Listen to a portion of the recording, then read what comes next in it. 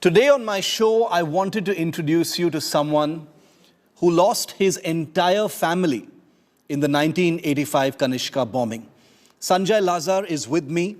He has spent his entire life without his family because they were all lost. His parents, his sister, they were all lost in that terrorist attack.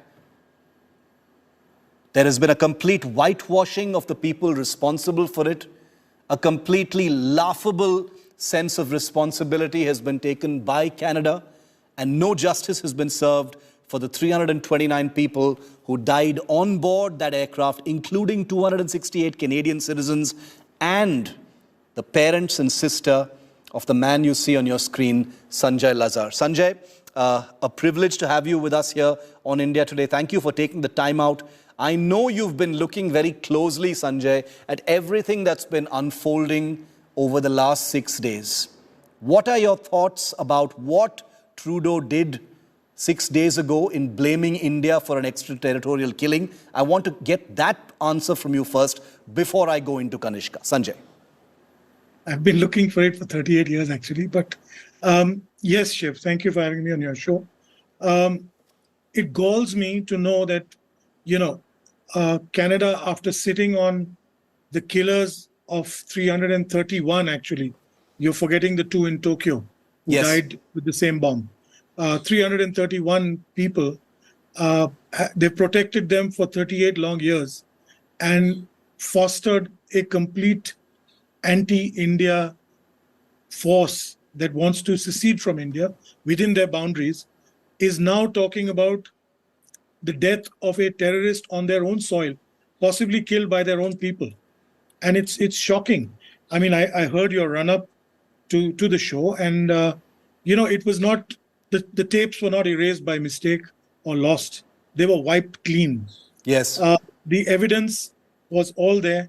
They test-fired the bomb 2 weeks before the actual bomb. So let's understand that this is a state that has looked the other way. And they cannot now point fingers at India 38 years later and say, this happened and this guy is our citizen. Because it was all their citizens who killed our people. My family. I know so many other families. I know so many other victims' families, who have bonded with me over these years. So that is a shocker for me. It's an absolute shocker. Sanjay, I want you to describe, and 38 years is a long time, but I can imagine that, some things never really heal. But I still want us to go back and to take our viewers back to 1985 to tell us, what happened after that. Did you at that point of time, I'm sure you must have had some hope with such a gargantuan attack and a tragedy and so much loss of life. A part of you must have felt sure that justice would be served. Well, Shiv, I left from Bombay to London and then to Cork to try and find, at that time as a young kid, you still have hope. You believe in dreams. You think, the aircraft is floating. Maybe you'll find people, they'll swim. And when you reach there, you realize the futility of the situation, and then you start looking at everything around. The thought of justice doesn't come up until you've started mourning. You come back, you bury your dead, and then you look. We always hoped that there would be justice. I always dreamt that there would be, somebody who would answer for these crimes. It was a tragedy to learn, for years, there was almost little or no investigation that came forth. And when the criminal investigation did come forth, we were invited maybe 5-6 years later to go to Vancouver for the trial. I literally sat 10-15 feet away from the killers in a bulletproof glass cage. And I've seen them. And they grinned, and they all knew that nobody would come forward. They had silenced and killed witnesses during that trial, before that trial. And there was just no justice. Even the evidence that was left on the table after the tapes were erased and the witnesses were removed was enough to convict in any normal country. They were found innocent of 331 lives, deaths, killings. And Yes. Sorry. Sanjay, And Sanjay, I don't know if you saw the pictures. It has taken all this while. It has taken an entire week of global heat and a global glare on the Trudeau government for those posters. And we have those images also, which we'll show our viewers, of those posters coming down. Posters being, brought down from that Surrey Gurudwara. It has taken all this time, 6 days of an uninterrupted glare on Trudeau, for finally someone to issue orders saying, "Acha, freedom of speech humne bola hai, lekin let's change our minds a little bit because the heat is getting too high." My final question to you, Sanjay, now is, looking at what's been happening over not just the last 6 days, you've been looking at this for 38 years, Sanjay, but if I could narrow it down to just the instances of the last few months, the big rallies in Brampton, the calls for a referendum, the threats being issued for Indians to leave Canada and things like that. How does that make you feel? For someone who lost his entire family, I can imagine looking at this as history repeating itself and nothing ever changes. But how are you seeing this now?